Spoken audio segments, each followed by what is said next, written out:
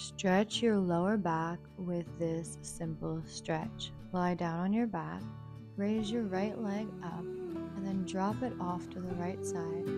And then bring it all the way over to the left side, and that's where you'll get that lovely little crack in your lower back. Make sure you do it on both sides, so raise your left leg up, drop it off to the left side, so open up that hip, and then swing it all the way over towards the right.